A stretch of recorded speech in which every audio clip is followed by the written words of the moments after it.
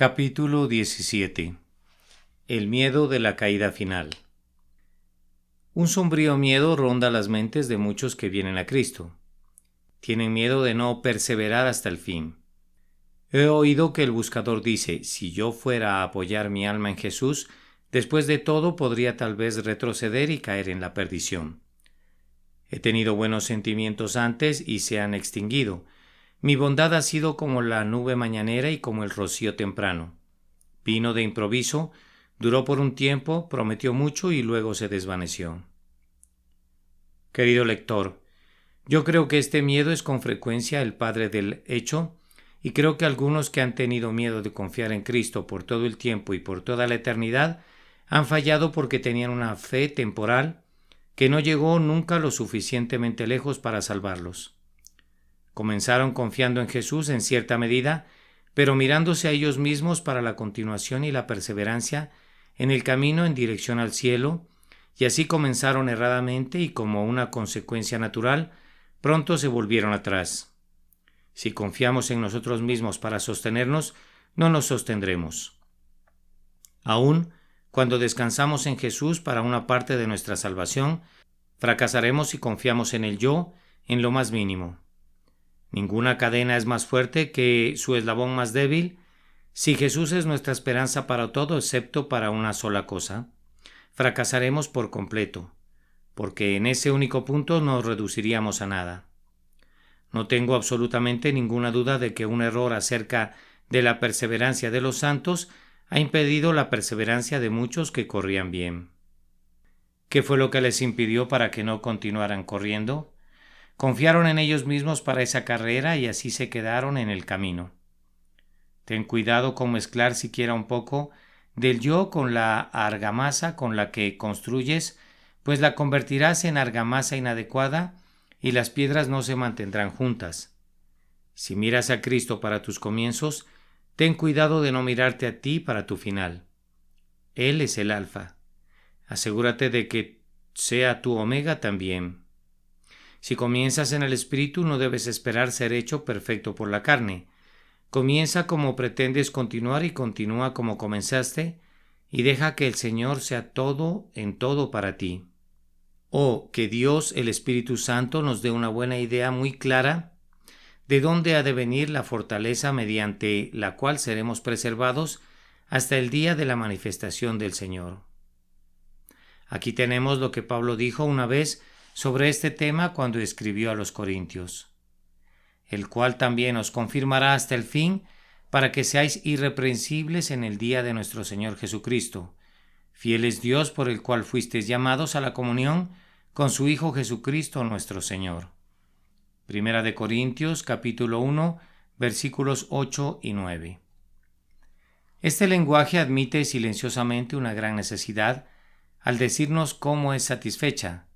Allí donde el Señor otorga una provisión, estamos muy seguros de que había una necesidad de ella, pues ninguna superfluidad sobrecarga el pacto de gracia. En los atrios de Salomón pendían escudos de oro que no eran usados nunca, pero no hay nada sin uso en la armería de Dios. Vamos a necesitar con certeza lo que Dios ha provisto. Entre esta hora y la consumación de todas las cosas, cada promesa de Dios y cada provisión del pacto de gracia serán incluidas en una requisición. La urgente necesidad del alma creyente es la confirmación, continuación, perseverancia final y preservación hasta el fin. Esta es la gran necesidad de los creyentes más avanzados, pues Pablo escribía a los santos de Corintio, que eran hombres de un elevado orden, de quienes podía decir: gracias doy a mi Dios, siempre por vosotros, por la gracia de Dios que os fue dada en Cristo Jesús. Tales hombres son precisamente las personas que él siente de verdad que tienen una necesidad cotidiana de nueva gracia si han de sostenerse y resistir y resultar vencedoras al fin. Si ustedes no fueran santos, no tendrían ninguna gracia y no sentirían ninguna necesidad de más gracia, pero debido a que son hombres de Dios, sienten entonces las demandas diarias de la vida espiritual. La estatua de mármol no requiere de alimentos, pero el hombre viviente siente hambre y sed, y se alegra de que el pan y el agua no le falten, pues de otra manera desfallecería en el camino. Las carencias personales del creyente hacen inevitable que tenga que extraer de la grandiosa fuente de todas las provisiones, pues ¿qué podría hacer si no recurriera a su Dios?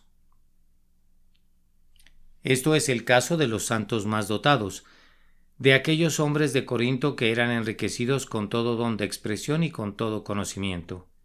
Ellos necesitaban ser confirmados hasta el fin, pues de lo contrario sus dones y sus dotes resultarían ser su ruina.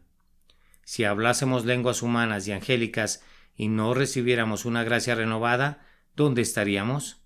Si tuviéramos toda la experiencia como para llegar a padres en la Iglesia, si hubiéramos sido enseñados por Dios como para entender todos los misterios, aun si no podríamos vivir un solo día sin la vida divina, no fluyera en nosotros proveniente de la cabeza del pacto. ¿Cómo podríamos esperar sostenernos durante una sola hora, para no mencionar una vida entera, a menos que el Señor nos sostuviera? El que comenzó en vosotros la buena obra debe perfeccionarla hasta el día de Jesucristo, o todo resultaría en un doloroso fracaso.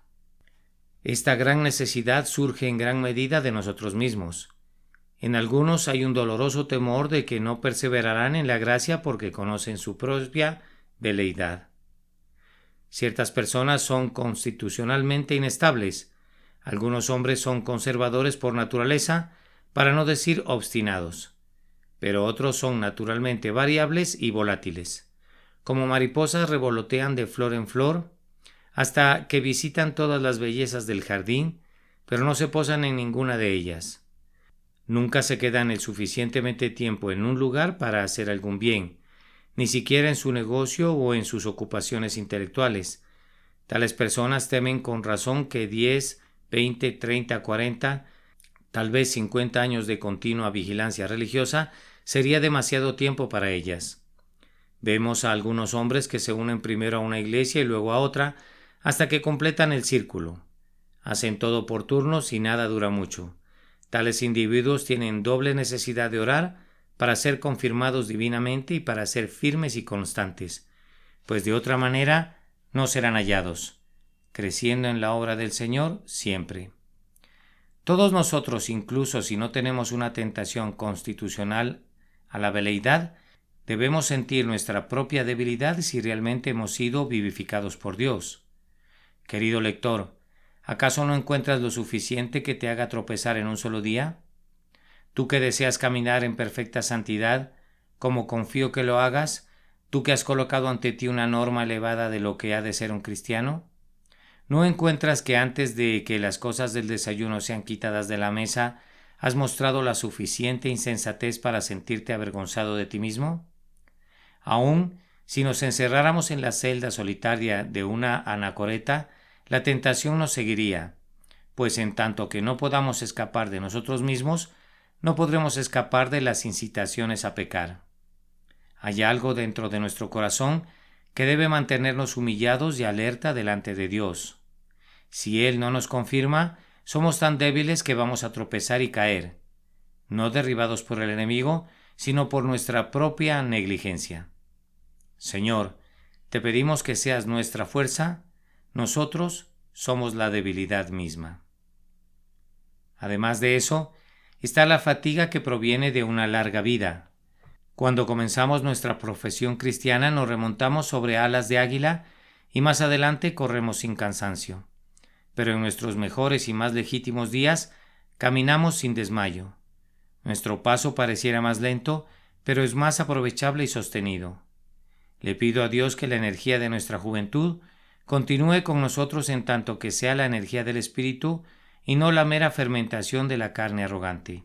Quien ha estado por largo tiempo en el camino al cielo descubre que había una buena razón para que se prometiera que sus zapatos serían de hierro y de bronce, pues el camino es áspero. Ha descubierto que hay montes de dificultad y valles de humillación, que existe un valle de sombra de muerte y peor todavía, una feria de las vanidades, y por todo ello es preciso atravesar. Si hay montañas deleitables, y gracias a Dios las hay también castillos de la desesperación, cuyo interior los peregrinos han visto con frecuencia. Considerando todas las cosas, los que resisten hasta el fin en el camino de la santidad serán varones simbólicos. Oh mundo de prodigios, no puedo decir menos.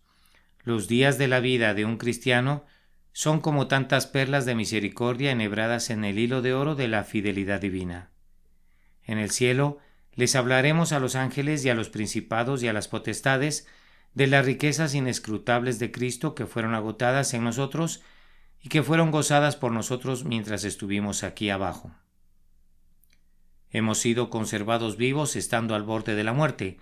Nuestra vida espiritual ha sido una llama que arde en medio del océano, una piedra que ha permanecido suspendida en el aire.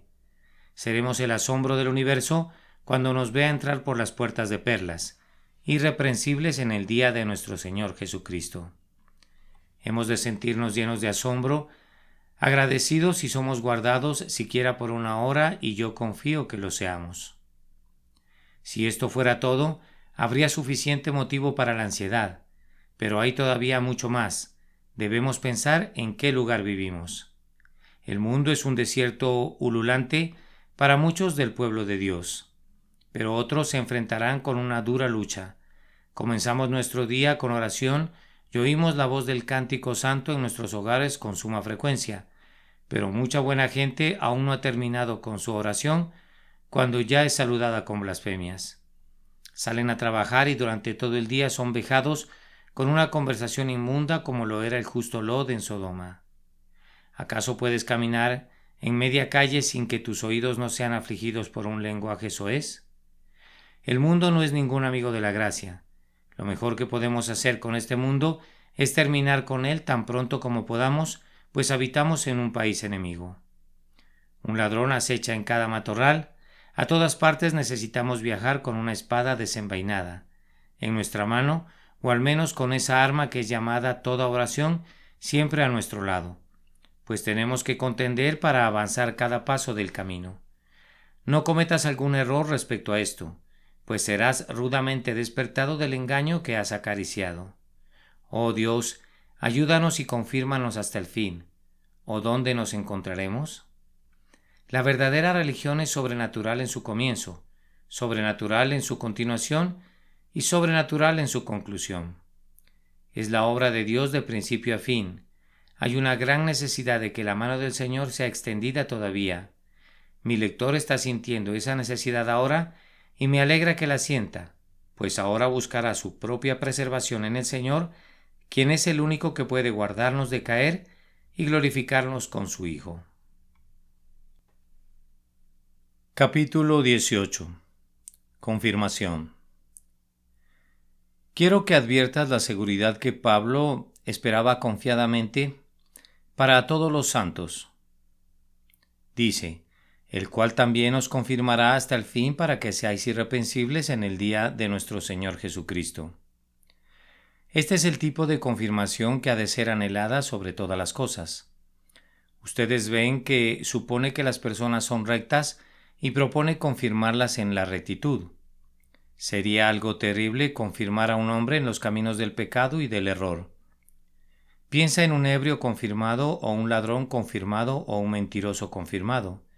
Sería algo deplorable que un hombre fuera confirmado en la incredulidad y la impiedad.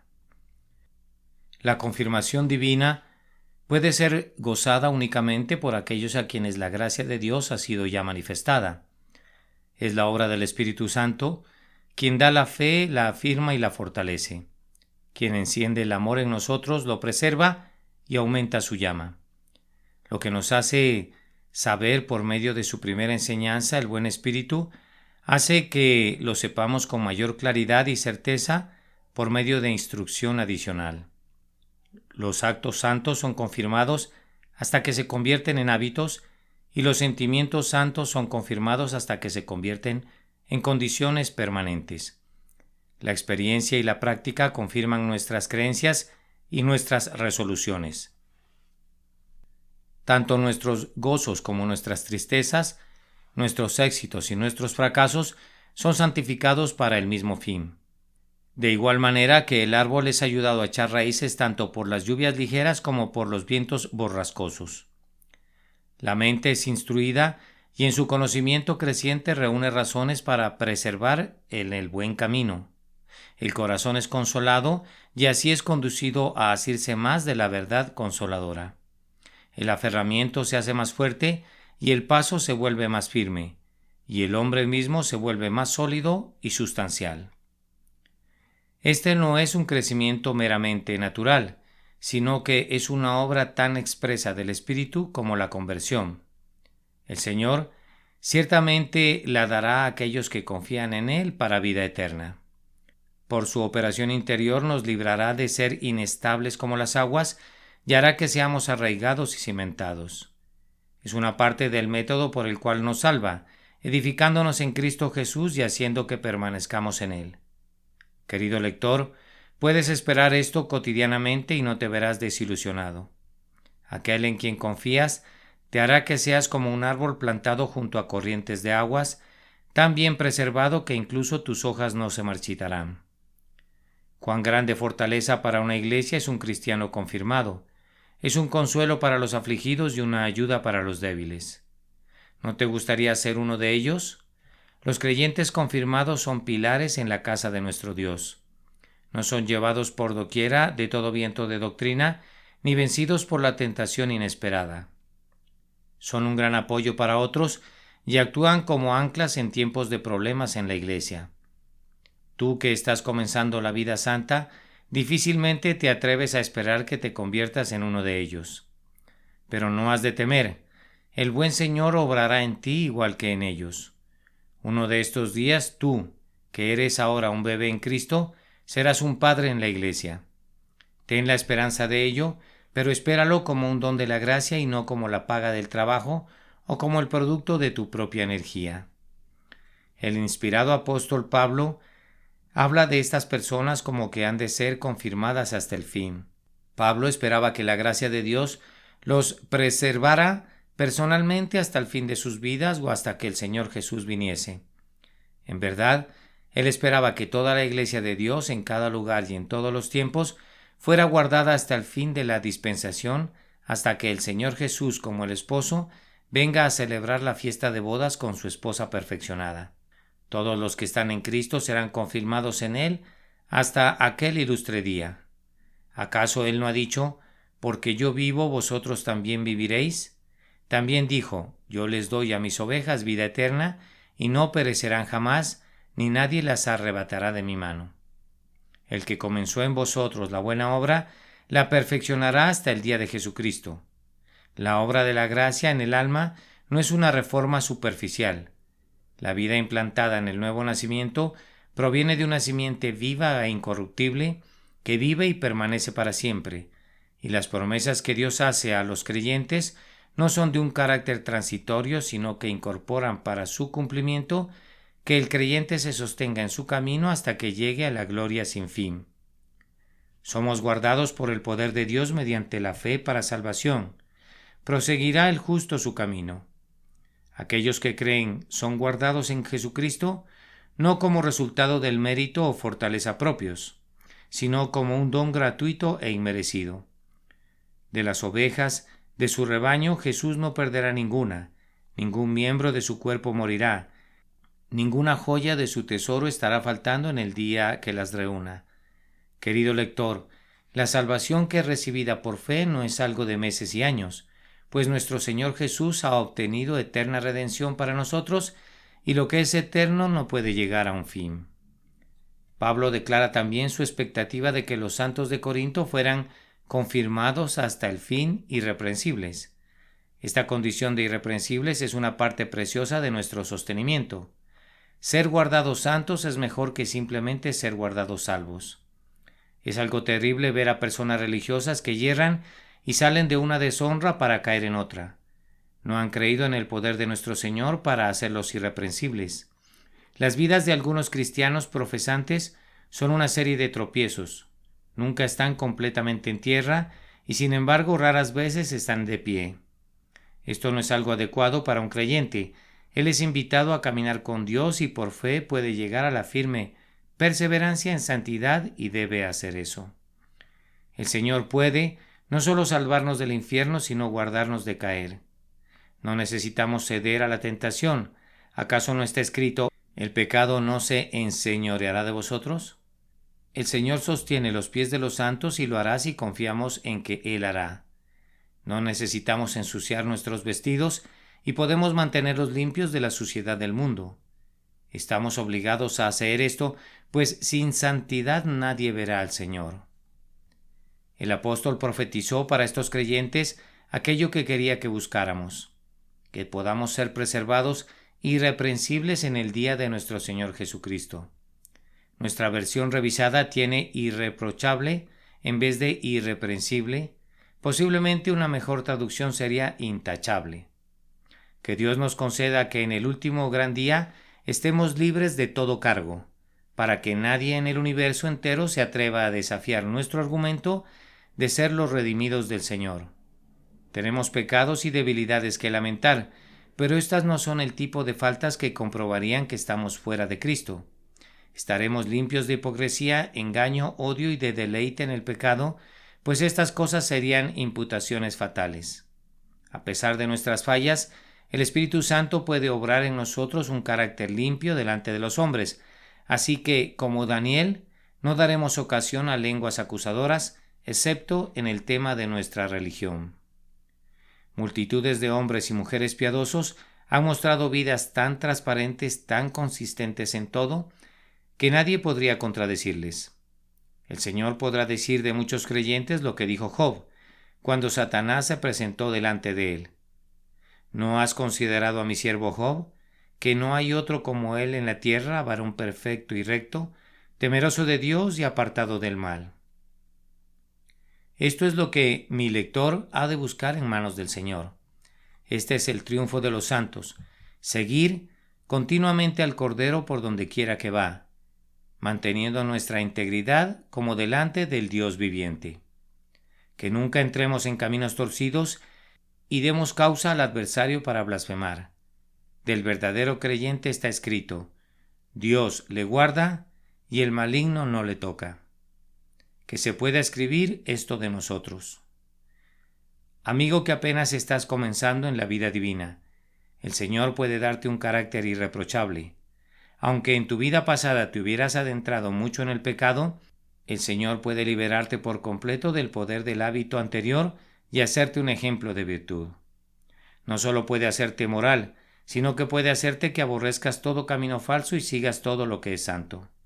No lo dudes, el primero de los pecadores no necesita estar ni siquiera un poco detrás de los más puros santos. Cree esto y conforme a tu fe te sea hecho. Oh, qué gozo será ser encontrados irreprensibles en el día del juicio. No cantamos impropiamente cuando nos unimos a ese himno encantador. Osado estaré en aquel grandioso día, pues ¿quién podría acusarme de algo? A través de tu sangre absuelto soy de la tremenda maldición y vergüenza del pecado. Qué bienaventuranza será gozar de esa intrépida osadía cuando el cielo y la tierra huyan del rostro del juez de todo. Esta bienaventuranza será la porción de cada uno que mire únicamente a la gracia de Dios en Cristo Jesús y en ese poder sagrado esté en una guerra continua contra todo pecado. Capítulo 19. ¿Por qué perseveran los santos? Ya hemos visto que la esperanza que llenaba el corazón de Pablo en relación a los hermanos de Corinto estaba llena de consuelo para quienes temblaban respecto a su futuro. Pero, ¿por qué creía Pablo que los hermanos serían confirmados hasta el fin? Quiero que adviertas que Pablo proporciona sus razones. Aquí están. Fiel es Dios por el cual fuisteis llamados a la comunión con su Hijo Jesucristo nuestro Señor. Primera de Corintios 1:9. El apóstol nos dice: ustedes son fieles. Ay, la fidelidad del hombre es un asunto muy indigno de confianza, es pura vanidad. No dice: tienen ministros fieles para que los guíen y conduzcan y por eso yo confío que estarán seguros. Oh no, si somos guardados por los hombres no seremos debidamente guardados. Pablo se expresa así: fiel es Dios. Si somos encontrados fieles, será porque Dios es fiel. Todo el peso de nuestra salvación ha de descansar en la fidelidad de nuestro Dios del pacto. El asunto depende de este glorioso atributo de Dios. Nosotros somos variables como el viento, frágiles como una telaraña, débiles como el agua. Nuestras cualidades naturales y nuestros logros espirituales no son de confiar, pero Dios permanece siendo fiel. Él es fiel en su amor. Él no conoce ninguna variabilidad, ninguna sombra de cambio. Él es fiel a su propósito. No comienza una obra para luego dejarla inconclusa. Él es fiel en sus relaciones. Como un padre no renunciará a sus hijos, como un amigo no negará a su pueblo, como un creador no abandonará la obra de sus propias manos. Él es fiel a sus promesas y no permitirá nunca que ni una de ellas deje de cumplirse para ningún creyente. Él es fiel a su pacto que ha hecho con nosotros en Cristo Jesús y ha ratificado con la sangre de su sacrificio. Él es fiel a su Hijo y no permitirá que su preciosa sangre se derrame en vano. Él es fiel a su pueblo, al que ha prometido vida eterna y del que no se apartará. Esta fidelidad de Dios es el cimiento y la piedra angular de nuestra esperanza de la perseverancia final. Los santos perseverarán en santidad porque Dios persevera en la gracia. Él persevera en bendecir y por esa razón los creyentes perseveran en ser bendecidos. Él continúa guardando a su pueblo y por eso ellos continúan guardando sus mandamientos. Esta es una sólida base sobre la cual descansar y es deleitablemente consistente con el título de este pequeño libro. Todo por gracia. Así, son el favor gratuito y la infinita misericordia los que resonaron en la alborada de la salvación, y las mismas dulces campanas suenan melodiosamente a lo largo de todo el día de gracia. Puedes ver que las únicas razones para esperar que seremos confirmados hasta el fin y que seremos encontrados irreprensibles al final se encuentran en nuestro Dios, pero en Él estas razones son sumamente abundantes. Se basan primero en lo que Dios ha hecho. Él ha llegado tan lejos bendiciéndonos que no es posible que se vuelva atrás. Pablo nos recuerda que nos ha llamado a la comunión con su Hijo Jesucristo. ¿Nos ha llamado? Entonces el llamado no puede ser revocado, porque irrevocables son los dones y el llamamiento de Dios. El Señor no se arrepiente nunca del llamamiento eficaz de su gracia. A los que llamó, a estos también justificó, y a los que justificó, a estos también glorificó. Esta es la regla invariable del procedimiento divino. Hay un llamamiento general, del cual se dice, muchos son llamados y pocos escogidos. Pero del que estamos hablando ahora es otro tipo de llamado, que es un signo de un amor especial y obliga a la posesión de aquello a lo que somos llamados. En un caso así, sucede con la persona llamada lo que sucedió con la simiente de Abraham, de quien Dios dijo: Te tomé de los confines de la tierra, y de tierras lejanas te llamé, y te dije, mi siervo eres tú, te escogí y no te deseché. En lo que el Señor ha hecho vemos poderosas razones para nuestra preservación y gloria futura, porque el Señor nos ha llamado a la comunión con su Hijo Jesucristo. Quiere decir, a una sociedad con Jesucristo, y quisiera que consideraras cuidadosamente lo que esto significa. Si en verdad eres llamado por la gracia divina, has entrado en comunión con el Señor Jesucristo como para ser copropietario con Él en todas las cosas. En adelante, eres uno con Él a los ojos del Altísimo. El Señor Jesús cargó con tus pecados en su propio cuerpo en el madero, siendo hecho maldición por ti, y al mismo tiempo Él se ha convertido en tu justicia, de tal forma que eres justificado en Él. Tú eres de Cristo y Cristo es tuyo. Como Adán estuvo en el lugar de sus descendientes, así Jesús está en el lugar de todos los que están en Él. Así como el esposo y la esposa son uno, así Jesús es uno con todos aquellos que están unidos a Él por la fe. Uno por una unión conyugal que no puede ser quebrantada nunca. Más que esto, los creyentes son miembros del cuerpo de Cristo y así son uno con Él mediante una unión amorosa, viva y permanente. Dios nos ha llamado a esta unión, a esta comunión, a esta sociedad, y por este mismo hecho nos ha dado la prenda y la fianza de que hemos sido confirmados hasta el fin. Si fuéramos considerados aparte de Cristo, seríamos unas pobres unidades perecederas, disueltas pronto, y llevadas a la destrucción. Pero siendo uno con Jesús, somos hechos partícipes de su naturaleza y somos dotados con su vida inmortal. Nuestro destino está vinculado con el de nuestro Señor, y mientras Él no pueda ser destruido, no es posible que perezcamos. Medita mucho en esta sociedad con el Hijo de Dios, a la cual has sido llamado, pues toda su esperanza radica en eso. Nunca serás pobre mientras Jesús sea rico, pues estás en una empresa con Él.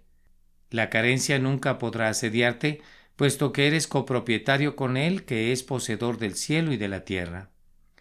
Nunca fracasarás, pues aunque uno de los socios de la firma sea tan pobre como un ratón de iglesia y en sí mismo esté en la bancarrota completa, al punto de no poder pagar ni siquiera una pequeña suma de sus cuantiosas deudas, sin embargo, el otro socio es inconcebiblemente, inexhaustiblemente rico. En tal sociedad, eres alzado sobre la depresión de los tiempos, los cambios del futuro y el impacto del fin de todas las cosas. El Señor te ha llamado a la comunión con su Hijo Jesucristo, y por ese acto y ese hecho te ha puesto en el lugar de un resguardo infalible. Si tú eres en verdad un creyente, eres uno con Jesús y por tanto estás seguro. ¿No ves que ha de ser así?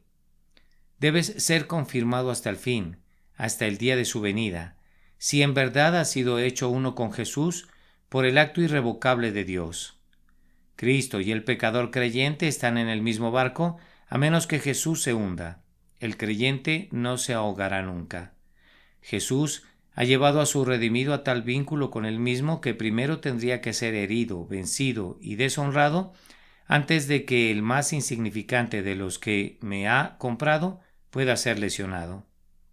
Su nombre está a la cabeza de la firma, y mientras no pueda ser deshonrado, estamos seguros contra todo terror de fracaso. Así que, entonces, con suma confianza prosigamos hacia el futuro desconocido, vinculados eternamente con Jesús. Si los hombres del mundo preguntaran ¿quién es esta que sube del desierto recostada sobre su amado?, confesaríamos gozosamente que nosotros nos recostamos en Jesús y que tenemos la intención de recostarnos en Él más y más. Nuestro Dios fiel es un pozo de delicias que siempre está manando, y nuestra comunión con el Hijo de Dios es un caudaloso río de gozo. Sabiendo estas cosas gloriosas, no podemos estar desanimados, es más bien que clamemos con el apóstol: ¿quién nos separará del amor de Dios, que es en Cristo Jesús, Señor nuestro? Capítulo 20. Conclusión.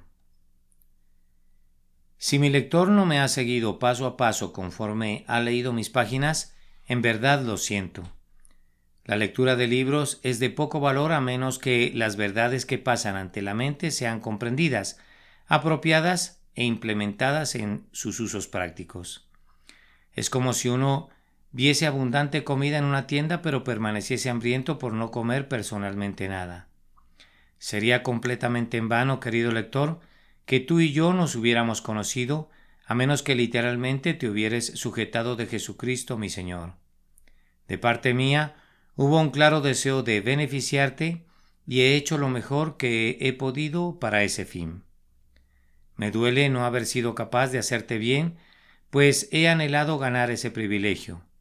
Estaba pensando en ti cuando escribí estas páginas y puse la pluma a un lado e incliné solemnemente mi rodilla en oración por quienes lo leyeran.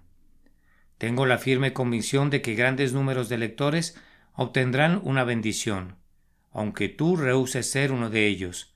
Pero, ¿por qué habrías de rehusarte? Si tú no deseas la bendición escogida que yo hubiera querido llevarte, al menos hazme justicia admitiendo que la culpa por tu condenación final no estará a mi puerta. Cuando ambos nos encontremos delante del gran trono blanco, tú no podrás acusarme de haber usado decidiosamente la atención que te agradó concederme mientras estabas leyendo mi librito. Dios sabe que escribí cada línea para tu bien eterno. Ahora te tomo de la mano en espíritu. Sujeto tu mano firmemente. ¿Sientes mi apretón hermanable? Las lágrimas bañan mis ojos conforme te miro y digo: ¿Por qué morirás? ¿No quieres dedicarle un pensamiento a tu alma? ¿Perecerás por pura desidia? Oh, no hagas eso, sino has de analizar estos solemnes asuntos y poner un fundamento firme para la eternidad. No rechaces a Jesús, su amor, su sangre y su salvación. ¿Por qué habrías de hacer eso? ¿Puedes hacerlo? Te imploro que no te alejes de tu Redentor. Sí, por otro lado, mis oraciones son escuchadas y tú, mi lector, has sido conducido a confiar en el Señor Jesús y a recibir de Él la salvación por gracia. Entonces apégate a esta doctrina para siempre y a esta manera de vivir. Que Jesús sea tu todo en todo y que la gracia gratuita sea el único sendero en el que vives y te mueves. No hay vida como la de aquel que vive en el favor de Dios. Recibir todo como un don gratuito preserva la mente del orgullo de la justicia propia y de la desesperación autoacusadora.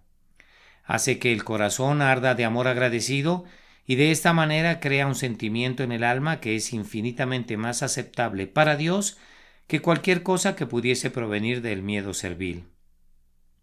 Aquellos que esperan ser salvados procurando hacer lo mejor que puedan, desconocen por completo ese fervor encendido, ese ardor santo, ese devoto gozo en Dios que viene con la salvación dada gratuitamente de acuerdo a la gracia de Dios. El espíritu esclavizado de la autosalvación no es un contrincante para el espíritu gozoso de la adopción. Hay más poder real en la más ínfima emoción de la fe que en todos los tirones de los esclavos de la legalidad, o toda la maquinaria desgastada de los devotos que quisieran escalar al cielo asistiendo a las ceremonias. La fe es espiritual y Dios, que es espíritu, se deleita en ella por esa razón. Años enteros de decir oraciones y de asistir a la iglesia o a la capilla y participar en ceremonias y representaciones podrían ser sólo una abominación a los ojos de Jehová, pero una mirada del ojo de la verdadera fe es espiritual y es por tanto agradable a Él. El Padre, tales adoradores busca que le adoren. Primero mira al hombre interior y al espiritual, y lo demás se dará en el debido tiempo. Si tú mismo eres salvo, debes estar alerta para la salvación de otros. Tu propio corazón no prosperará a menos que esté lleno de intensa preocupación para bendecir a tus semejantes. La vida de tu alma está en la fe. Su salud está en el amor. Quien no desea intensamente llevar a otros a Jesús no ha estado nunca bajo el embeleso del amor. Ponte a trabajar en la obra del Señor, la obra de amor. Comienza en casa. A continuación, visita a tus vecinos. Ilumina la aldea o la calle donde vives. Esparce la palabra del Señor hasta donde tu mano alcance. Si aquellos que son convertidos se convirtieran en ganadores de otros, ¿quién sabe qué podría surgir de mi librito? Ya comienzo a alabar a Dios por las conversiones que Él obrará por su medio, y por medio de aquellos que conduzca a Jesús. Probablemente, la parte más importante de los resultados se dará cuando mi diestra, que está dejando su escritura sobre la página, esté paralizada por la muerte. Lector, nos vemos en el cielo. No caigas en el infierno. No hay regreso de esa morada de aflicción. ¿Por qué deseas entrar en el camino de muerte cuando la puerta del cielo está abierta delante de ti? No rechaces el perdón gratuito, la plena salvación que Jesús concede a todos los que confían en Él. No dudes ni te demores. Ya has dedicado suficiente tiempo a decidirte, ahora actúa. Cree en Jesús ahora con una decisión inmediata y plena.